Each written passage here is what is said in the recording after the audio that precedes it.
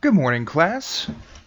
My name is Professor Nathan Steele, and I will be your course instructor for our online Introduction to Psychology Ethics course. So today we are going to have the very first of our video lectures. Normally these lectures are going to run about an hour's length as we are covering chapter topics and course material, but today will probably be a little bit more brief because we're just going to kind of give you a little walkthrough through the course site, and then we're going to look at the syllabus and probably call it a day. So first things first, let us pull up the course site. And when you've logged in and gotten onto the psychology course, you may have other courses. You can see here I also teach our ethics course online. This will be your opening page. In fact, let me take off edit mode so it'll look like what you guys see. Here you'll find our announcements. Right now we just have a little welcome. I will pretty much be putting up a announcement every week, sometimes two. Just letting you know when the content is ready, letting you know anything new or changing or deviations from the syllabus, or trying to provide any other pertinent information. So you'll also be getting these announcements via email. So as long as you're checking your email on a regular basis, you shouldn't have any problem seeing what I'm trying to keep you guys appraised of. Next thing that's kind of important will be our discussion board. And our discussion board, I actually might need to take this mode off until I put up some content, actually, because some of these have no content yet. So here's our discussion board again. In some classes, you guys will see tons and tons of threads where your professors ask you to make your own threads for discussion. I find that kind of distracts and gets students to only post their own content, not read each other's. So what we will be doing is we will have a different thread every week. It'll just be titled week 1 all the way through week 15, and you guys will each of you will post in the same thread for our discussion board topics. And this way, you guys are reading everything that each other says. I want you guys responding to everything each of you say. So that's one of our participations. So when we look at the grades of the course, this will be part of your participation, to be active on the discussion board, active in conversations with one another. So for our first week, you just hit reply. First week, we're just little meet and greet. Tell me a little bit about yourself. I guess a little bit about myself. I've been teaching here at McCormick for 3 years now. Taught a variety of general ed courses. I've been teaching online for about a year and a half, and they asked me to teach the online psychology class this semester. I did teach it at McCormick prior to this, so it'll be a fun little transition. It's one of my favorite courses to teach, just because so many interesting conversations that we get to have. And it's a wonderful way to look into, why do we think the way we think, and where does this whole consciousness and psychos and psychology come from? So, so that's our discussion board. Other very pertinent tabs. Leave video lectures, and this will be put up to the video lectures, obviously. Pretty soon, as soon as I'm finished recording it. You will find our weekly lectures under this tab. We will also have a weekly assignment. We won't have one this week because these are kind of going to be practical applications of the sort of theories and lectures that we're talking about. So we'll have a lecture, and it might be very informational based. This is what you need to know, and the assignments are going to be a place for us to start putting some of that knowledge into praxis. Assignments is kind of the duality of ideas and praxis that I try to work into each of my courses. And assignments are oftentimes going to be just like a short little essay. I think what we're going to be doing is kind of looking at real-world case studies, and I'm going to be asking you guys to analyze those and give me your thoughts on them in a short essay on each week. So you might have to watch a little video, you might have to read a little article, but you'll be doing a little bit extra each week for these assignments. We are also going to have quizzes and tests. We will be having a midterm, we will be having a final, but weekly we'll be having quizzes. Next week we will have our first quiz, but it's going to be kind of like a syllabus quiz. So it'll get you guys used to what my expectations are for quizzes, which are pretty straightforward. I'm not the person that's going to give you like a 25 question quiz every week. It's usually going to be 4 to 5 questions, just looking at the most basic topics of what we talked about the week prior. So I kind of see these weekly quizzes as refreshers of what we've been studying, rather than some sort of intensive, I need to study 2 hours every night in order to pass a quiz, because that's not what I want my class to be about. Instead, I just want us to, keep circulating the ideas of the week prior so that we don't just forget them, because, all this knowledge in some ways builds upon itself. So those are some of the really important tabs. Some of the other things that I need you guys to check out. The textbook. Our texts are going to be available through Red Shelf. This one is called Introduction to Psychology, Gateways to Mind and Behavior by Dennis Kuhn. It's kind of a cool textbook. It's nice because it's not necessarily centered on just like the anatomy and physiology of psychology. We're not going to spend 3 chapters looking at the building of the brain and the neurons, which I think will be an improvement over some of the other psychology textbook out there that can get a little bit dry. Now, for those of you that haven't used Red Shelf yet, we started using it last year, and I think it's a much better iteration over the previous online textbooks that we were using. You log in, and then you have your shelf, and it'll have automatically will populate for the textbooks that you have. So here we have the Introduction to Psychology. All you have to do is go to Start Reading, and it'll load up a reader. And from here, this is just the cover page. If you click here in the top left, it'll give you, you can go to the table of contents. You can do a lot of other stuff here, put bookmarks, annotations, there's study guides for it as well. So there's a lot of stuff that you can use if it's going to be beneficial to you. But essentially, I'm going to be giving you guys 1 chapter a week to read. We obviously won't be able to cover all 18 chapters in a 15-week course with 2 weeks for testing. So we're going to cover some of these. We'll be jumping around just a little bit towards the end. But each chapter is about 20 to 40 pages. So the reading load will be it should take an hour a week. Maybe a little bit more if you don't read that fast, maybe a little bit less if you're a super fast reader. But you're definitely going to want to make sure you're budgeting a certain amount of time. The nice thing about this, of course, with Red Shelf, you can read on a phone, you can read on a tablet. So if you're on the go, you can check it out. So there's many ways of getting access and getting into this content so that you can stay on top of your reading. Because the reading will be very important for you to not only supplement the video lectures, but we'll also get a certain level of like the midterm and the final will come from the reading. And we will prepare for that, of course, as the time comes, as the time gets closer. All right, let's go back here. The next thing that's super important, because this you can look at right now, is the syllabus.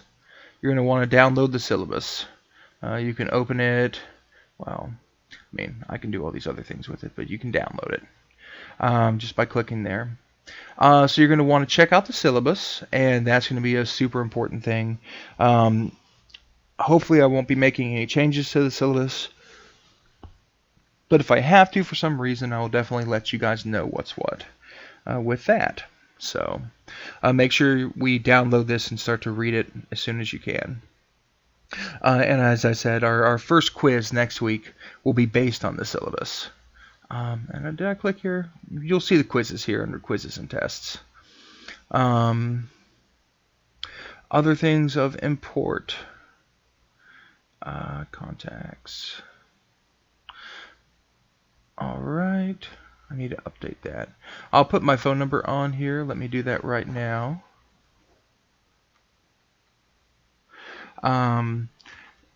While my phone number is here, the most efficient way to get a hold of me is going to be through email.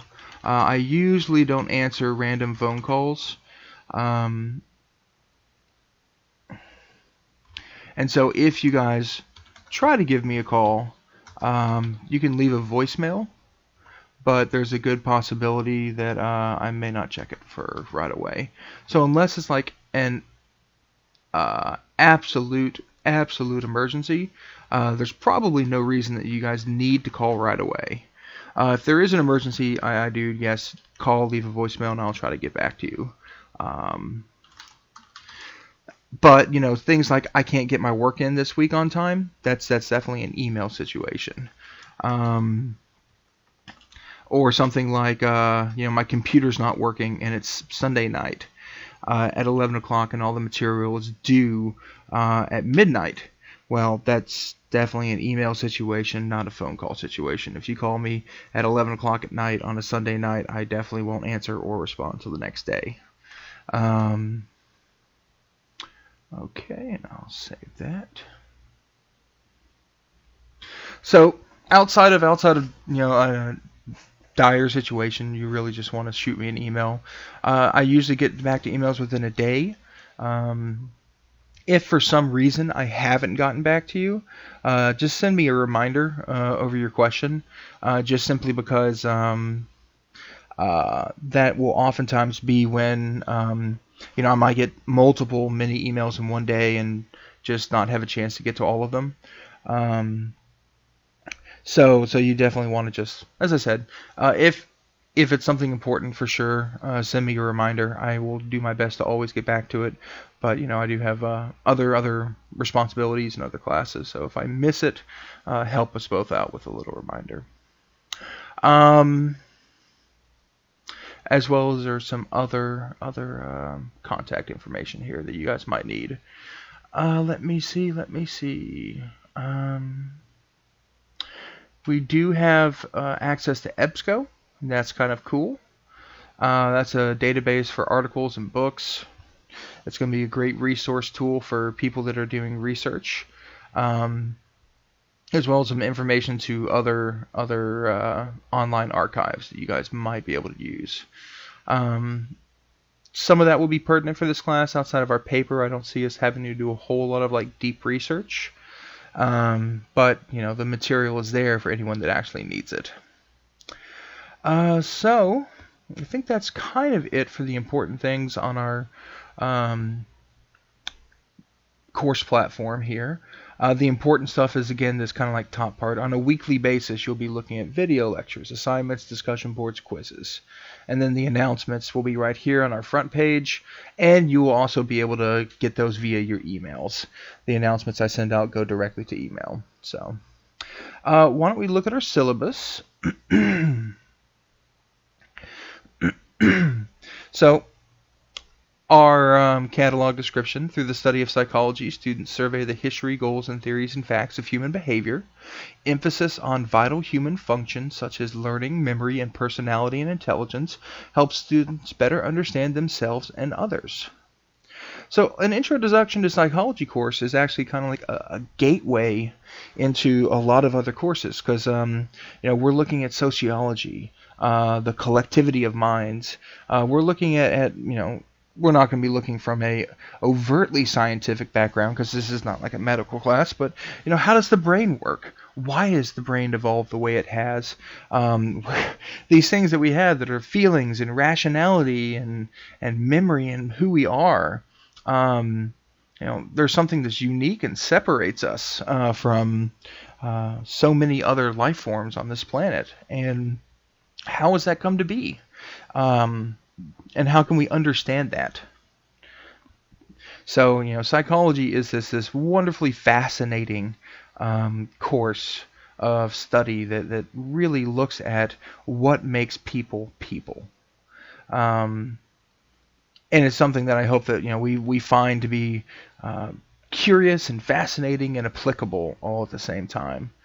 So, now with general education courses, the overarching goal of all general education courses is to use theories and principal concepts, both contemporary and enduring, which is going to be something we'll be doing. We'll be looking at psychology through a historical lens. How did some of these ideas classically come about? Skinner's behaviorism, Freud, some of these long legacy names, but also what is happening today in this field to understand technologies, diverse cultures, and the world in which we live, to explain how the combination of the humanities, fine arts, natural sciences, and technology contribute to the quality of life for individuals and communities, and to better understand global issues. Like, when we think about general education courses, because a lot of us, we're here for a paralegal degree, we're here for a criminal justice degree, or business admin degree, we're here to kind of examine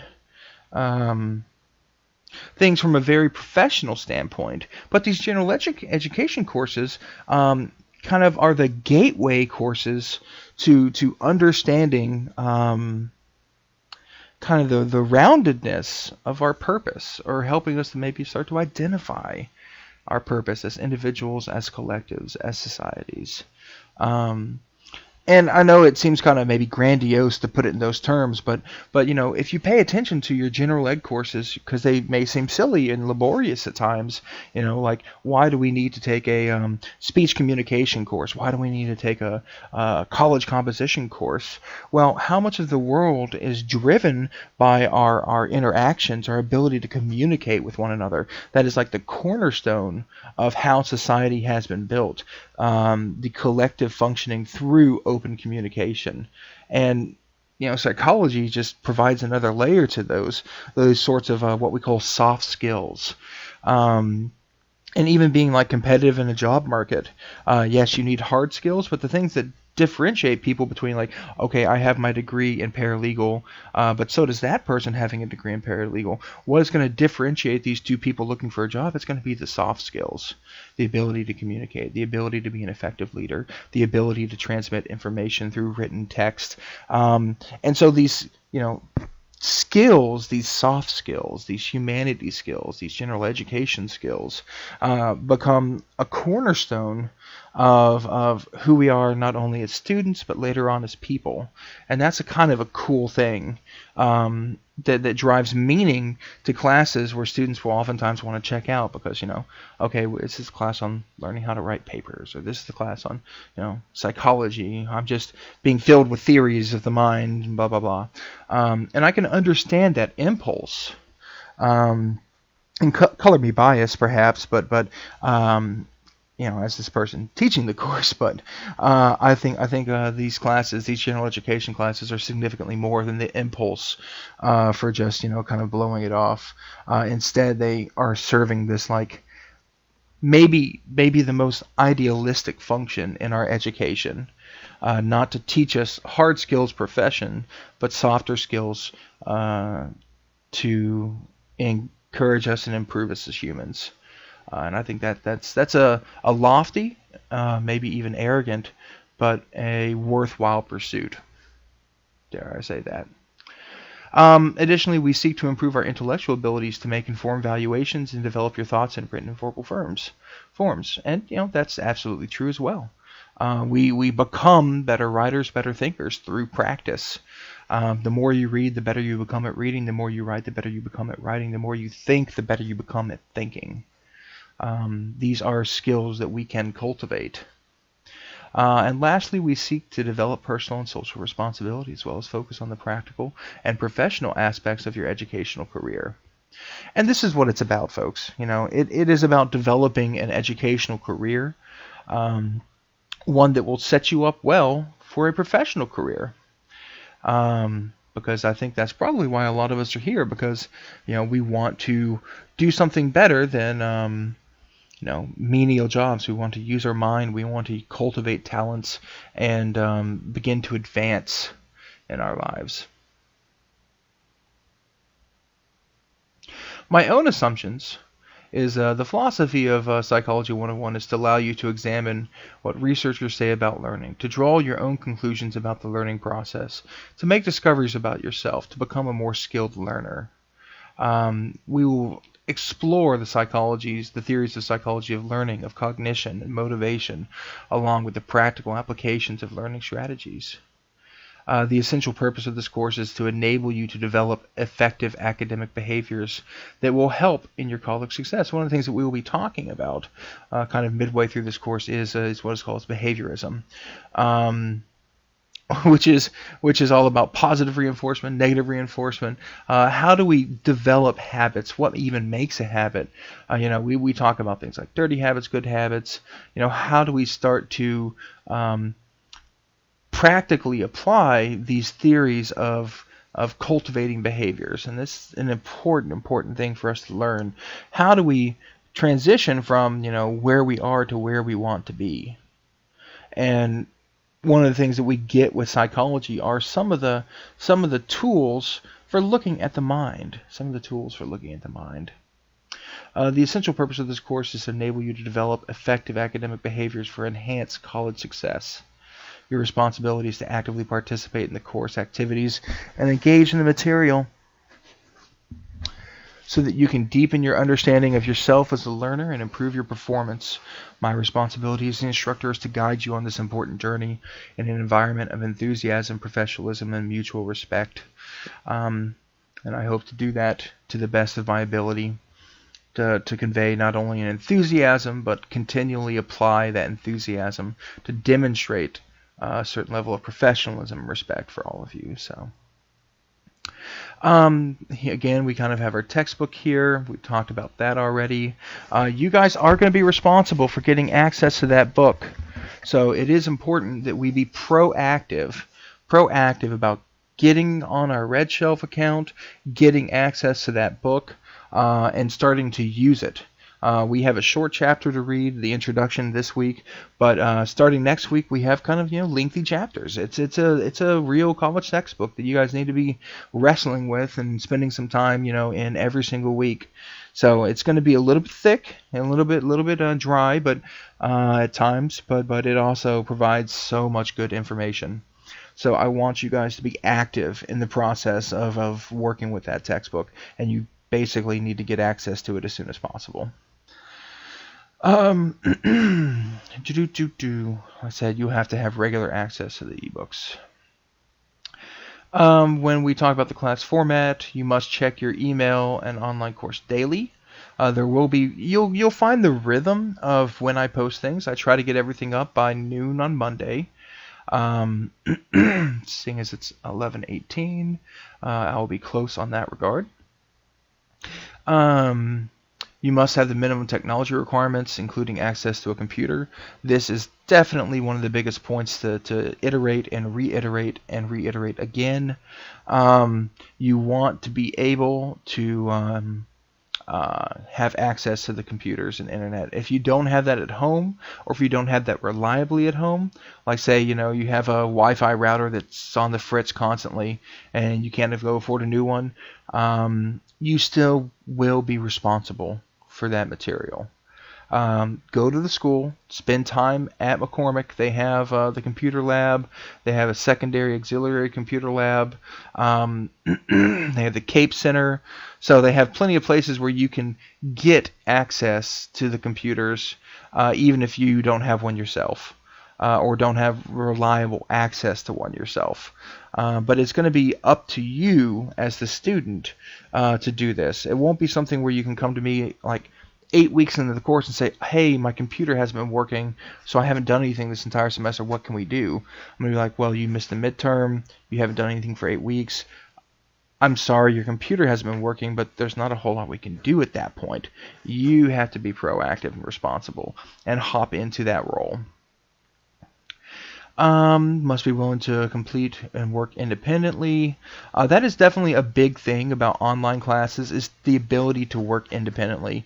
That's very different from a regular class, because in a regular class, you're just going to show up, you're going to come to class, you're going to listen, you're going to take notes. I will be there to encourage you in a classroom setting. In an online course, a lot of that remains up to you to budget your time, to find the motivation, and make sure you're getting the stuff done. You got to be proficient with the computer. That's definitely an important part.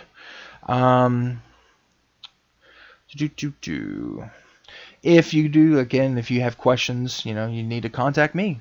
That's one of the biggest things in an online course, is to reach out to your professors, because several of you, it's been about 1.5 years since I taught at McCormick, so the amount of students I've had prior is waning, and the amount of new students that I may not have ever met before is rising.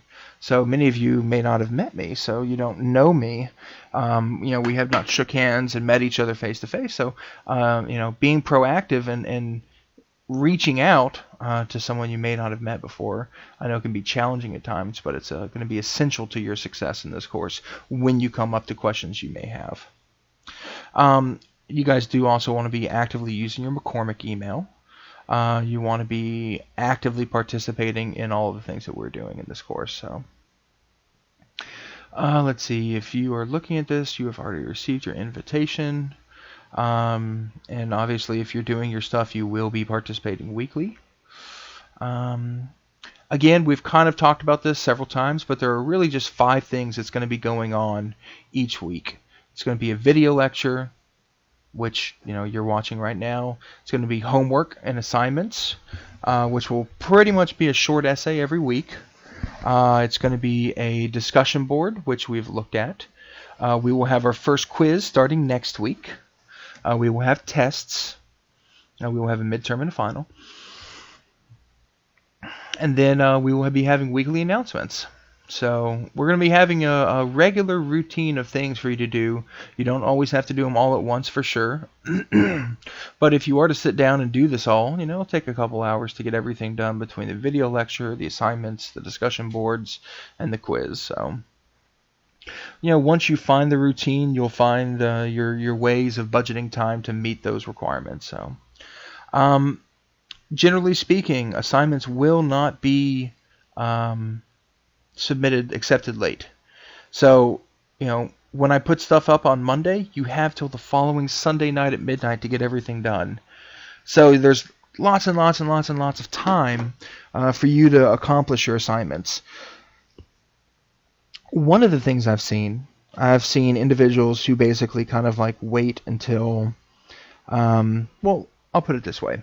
I put content up on Monday. I will get a couple people doing stuff on Tuesday, a couple people doing stuff on Wednesday, and then a couple people doing stuff on Thursday, and then, basically I'll see a flood of stuff getting turned in Sunday night between 10 and midnight. And oftentimes what happens is, it just indicates to me that people are kind of like waiting till the last minute, and that's your prerogative. I'm not here to tell you what is the best time for you to do your work, and what is the best way for you to organize your time. But what I will say is that if you are waiting until the last minute and then something goes wrong, like there's a power outage at 11:30 at night, or your internet cuts out, or you spill water on your computer and you have to dry it out, or something weird like that, then you email me the next day and say, hey, I waited till the last minute and I couldn't turn in my work. I will respond with, we don't take any late assignments. You can choose to wait till the last minute, but all that does is kind of like cut away at your comfort zone between having extra time to turn things in and not. Because if you try to do something on Thursday and something comes up, then you can email me, we can dialogue, I can help you through it. But if you wait until Monday morning, Tuesday morning, because you waited until the last minute and now you're saying, well, I didn't get it turned in on time. I would just have to say, we don't take late assignments. So definitely want to be proactive. And I know that it'll be frustrating if something does happen, and like, if there's an unfortunate series of events, definitely communicate with me about any problems. But do it early and do it often. Don't wait until the last minute. The grading policy is pretty standard. It's just whatever McCormick normally does. As you can see, the participation grade is going to come through communication with me and communication through our discussion board. Our assignments are going to be 15%. The paper will be 15%. We will have a short paper that we'll talk about after the midterm. The quizzes, the weekly quizzes will be 15%, which means that like each quiz is only worth like 1% of your grade apiece. So if you do the quizzes, it's fine. If you miss one quiz, you're not like crucifying your grade. So it's kind of built in that there's a little bit of flex there for people that can't get everything done all the time. And then the midterm and final are worth 20%. So that's pretty straightforward in what's going on there, I hope. We've been kind of harping on participation, so I don't feel like I need to necessarily sit down and reiterate all of these points yet again. Instead, I think what I want to do is jump towards plagiarism. One of the temptations, I believe, in a college setting or in an online class setting is the temptation to just Google your way into answers. So let me do something like that. Like, what if I want to know something about Freud and the mind? And I Google. Okay. And I click here because I like say that I had an assignment that says, what is your take on Freud's evidence of the mind? And I'm like, okay, well, empirical, blah, blah, blah. And you go to your assignment and you hit copy, and then you post this in your assignment. That would be a very clear example of plagiarism. But, and we would all say to ourselves, oh, I'll never do that. But I see this repeatedly in an online setting where people will go somewhere, copy and paste. Now, the downside of this is that the second I see something like that, I open up another web page and I put in the weird statement that doesn't sound like a student writing, and it comes up right there. First result. Exactly where the page is. So I want you guys, and this is just forewarned, just forearmed, not trying to be all spooky or like a badass here or anything, but like if you guys copy something, I will find it. I will absolutely find it. If you pull stuff out from Wikipedia, pull stuff out from the Stanford Encyclopedia, you pull something from the internet, something that's been written, I will most likely find it. And hey, if you don't even know about this, like if you pull something from a book and copy and paste, this Google Books thing will search through all the books that it has scanned and show me right the page and number from the books that it's coming from. It's scary how strong the internet is and how easy it makes people, used to have like plagiarism software where they would put a paper in and, it would try to do that, but Google is just better. And Google will find you because that's what Google does. And again, I'm not trying to be all spooky or anything like that, but I do see it come up. Rather than feeling like you have to resort to plagiarism, what I would say is, just contact me if you're having problems getting the assignment done. I don't know what this assignment is about. I have no idea. Please give me some advice, some help. And, I'll answer questions and try to lead you down the path. And, I'm not like a crazy scrutinizing grader anyways, where, where everything is some sort of Rubik's Cube of if you don't turn the squares the right way, you fail. No, I mean, there's a lot of points to be had in my classes when it comes to effort, when it comes to making the attempt to do your best to learn and grow, because that's kind of what I'm about as an educator, perhaps. I don't know. Anyways, resorting to plagiarism just becomes a huge problem. So before it ever gets to that point, just contact me. Before it ever puts you in a place where you're having to make a decision that could either fail you from the course, or dare I say, like, you can get kicked out of the college if this is not the first time it's happened. So don't do that. Don't ever do that. There is also like further explanations of different variations of plagiarism. So another place to turn if, like, you need some help that I can't provide from distance, remotely, you can turn to the CAPE Center. The Center for Academic and Personal and Professional Excellence. McCormick's CAPE Center is great. They have a great director who is doing their best to help all of you students.